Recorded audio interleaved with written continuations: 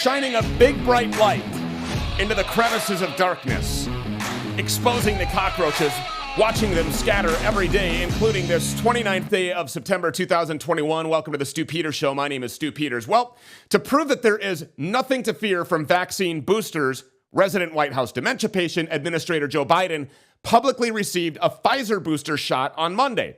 At least that's what we are told to believe, because that's what the media showed us on TV. Has to be legit. One day later, the White House announced that the president's trip to Chicago is postponed, supposedly so he can negotiate with lawmakers about the Democrats' big spending bill. But no, you won't see him in public in that span. Why, do you ask? The Biden administration is still pursuing its plan to force a vaccine into the arms of every living and breathing organism that scours, crawls on, or occupies America, regardless of age, health status, or religious conviction. But that dictatorial push just isn't enough. So they're also expanding their push to booster shots.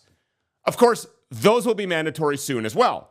Soon, everybody will be paying their mandatory tribute to Pfizer, to Moderna, to Johnson & Johnson every 6 months for the right to travel, go outside, hold a job, have a life. And they're racing forward aggressively. Even the CDC's own advisory committee on immunization practices voted against endorsing booster shots for healthcare workers and teachers. But last Friday, CDC Director Rochelle Walensky just overruled them. The Biden administration's political priorities come first, and that means more vaccines being forced into more arms. Dr. Carrie Madej says that she's personally examined multiple vials of the vaccines that are being forced into people's arms, and she says that she was horrified by what she saw. She says she cried harder than she ever has before. She says other American labs have looked at the contents of the vaccine vials only to shut down shortly after. And Dr. Carrie Madej joins us now. Doctor, thank you for being here. We appreciate it. Thank you, Stu. It's my pleasure to be here. So you sent these images to the show. I've looked at them. I have to say that I was creeped out, but then again, I realized I don't know what I'm looking at here, so help me out.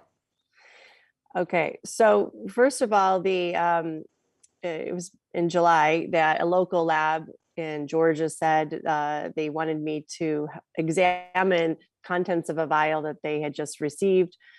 This vial was fresh. It had already been used to be injected into at least one patient. Because it was the end of the day, they were going to discard it. So they were able to get the vial. And this particular vial was Moderna. And so I was there to witness them getting that and putting some of the contents on a glass slide with a compound microscope to look at it. And it was nothing was added to this solution. Nothing was diluted. No human tissue was added. Only the white light for the microscope. And of course, over time, it was becoming more room temperature from the refrigeration. That was it. And so at first it looked just translucent.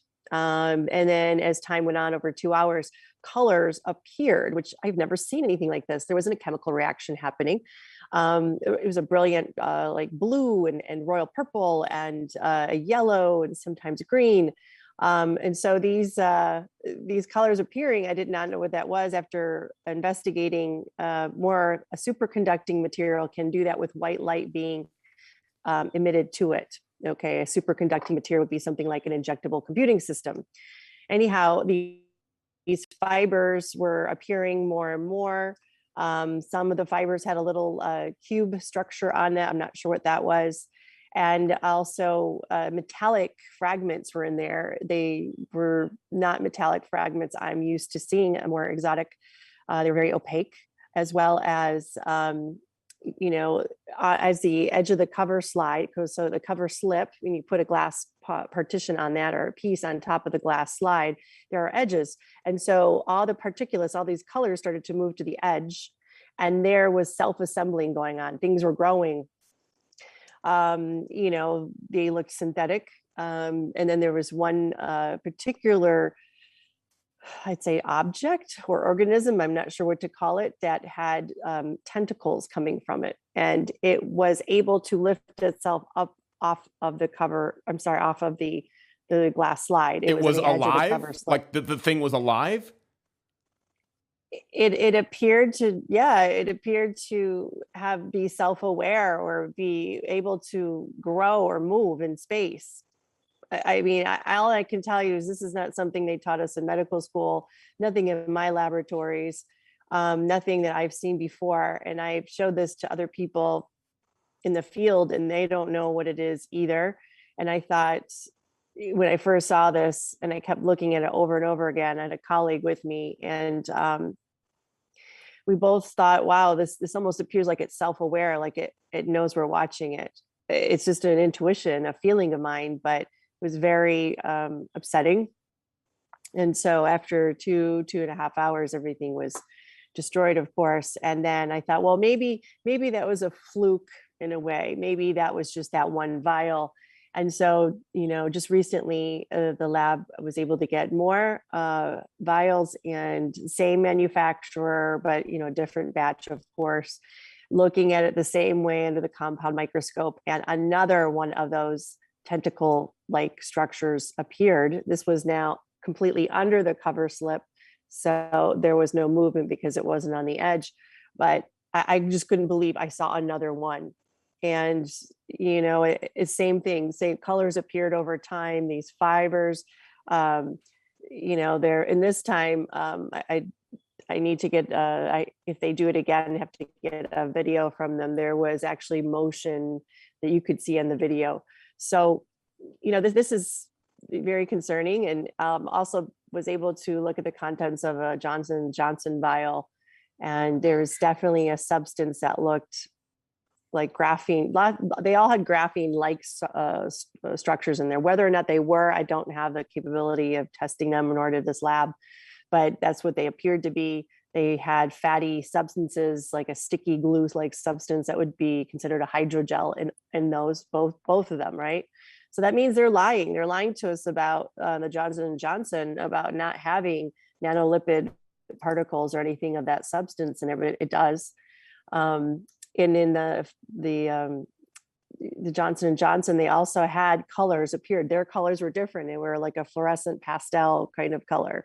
Again, a lot of synthetic structures in there as well. In the Johnson & Johnson, more like the spherical ring structures were there, a lot of sphere structures. These, I'm describing what I'm seeing, but I've never seen anything like this before. And they're not supposed to be in these injections they're falsely calling vaccines. What are they going to do to somebody? What are they going to do to a child? It's horrific. I started crying when I saw these, second time under the microscope, because it was confirmation of everything I saw the first time.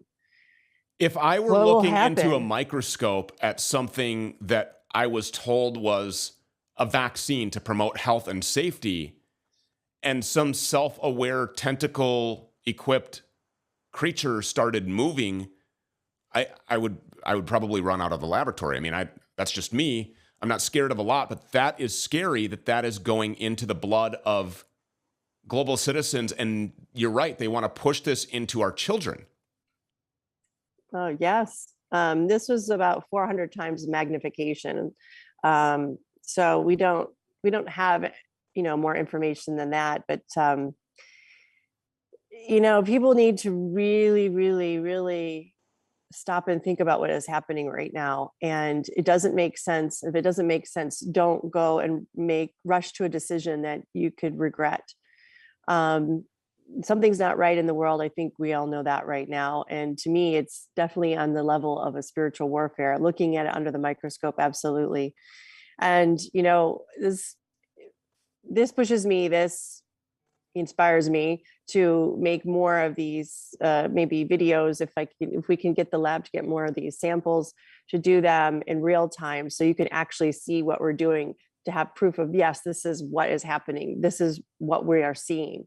So you yourself can see what is happening under the microscope, because I don't think you need to have any science background. When you look at it, you'll see that something isn't right. This isn't supposed to be injected into human beings. So when you first, especially children, before you started talking about this self-aware, whatever it is that lifted itself up off of the glass, you mentioned something about an injectable computing system. What do you make of that? Yeah. So when colors just appeared in the solution, I mean, I'm talking about, there's no color or very little. all of a sudden the most brilliant blue, the most brilliant yellow, the most brilliant purple appeared in more and more and more and more over time. I've never seen anything be able to do that besides something, unless you added another substrate for a chemical reaction. It has to react with something. I didn't know what could do that. And so I started to talk to some nanotech engineers and genetic engineers, and they told me the only thing they knew of that could do that was a white light, which a white light did hit it. The microscope has a white light. A white light over time will make the reaction on a superconducting material. Superconducting is like an injectable computing system. So this is where the electronic components can now become visible under white light, so you know where they are. So this is proof that they are putting an operating system inside people. This happened in both the Moderna and the Johnson & Johnson samples that we observed. So, these are all, we're getting little pieces of evidence put together one by one, but everything is pointing to the very ominous endpoint of this is the beginning or the advent of transhumanism, or this is the beginning or advent of being able to have surveillance and spying done on people, just like Bill Gates said he's doing right now in West Africa. People need to remember that the Gates Foundation, or at least Bill Gates and Gavi, his companies working with MasterCard and Trust Stamp, an artificial intelligence program, testing it on the people of West Africa with their COVID vaccines, injections, I should say, giving them a digital ID. They can only get their monetary funds through the digital ID and MasterCard, no other way, no cash, nothing. And this, and all their medical records and information downloaded into this digital format in their body.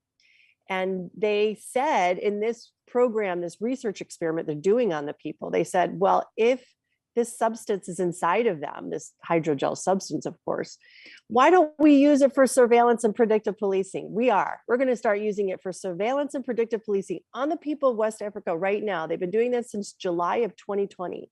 And they said once they have it perfected, they would like to unveil it to all the developed nations.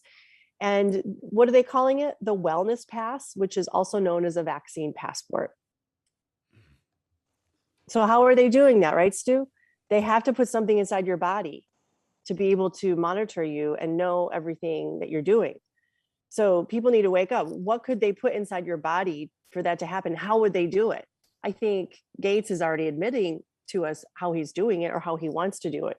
How much does it take? I don't know. I just know that I'm seeing these things with my own eyes, things that don't make sense, things that look like they could be used for, so they look like they are the advent of starting something of artificial intelligence inside the human body. And we know that the people in charge aren't to be very trustworthy at all. They've lied many times to us. The manufacturers have lied many times to us. So this is the time that we do not, we don't take this anymore. We don't take this kind of oppression and suppression. We're better than that. We are children of God if we choose to be, right? And Absolutely. I for one will not stand for it. So just to wrap up here, and I know that you got to go, but I just, for responsibility purposes, you've examined things under microscopes before. You know what you're doing with a microscope. These vials multiple vials that you examined, you have kept track of the chain of custody. Nothing was inserted into these things before you were able to look at them. I mean, this is all on the up and up. And this is the genuinely the contents of what is found in multiple lots now, you have said, of the Moderna and the J&J vials. Yeah, at least three batches. At least 3 batches, yes. That is correct. It's awful. It's horrific. I can understand why you cried.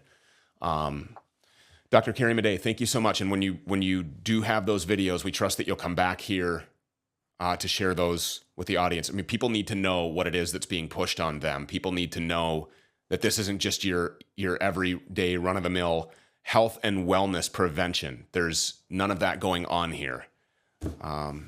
So we appreciate it. Thanks. Yes, thanks, Stuart. Thanks for having me on the show, and I'm happy to come on in the future and share more as I get more information. Great. Thank you so much. God bless you. Thanks. those images that we just looked at together, and then hearing the way that Dr. Carrie Madej describes the way that she felt viewing those images through a microscope, horrific, alarming, very concerning. And we have to be worried about being around people when we talk about things like transmission and shedding, the people who have already gotten this thing.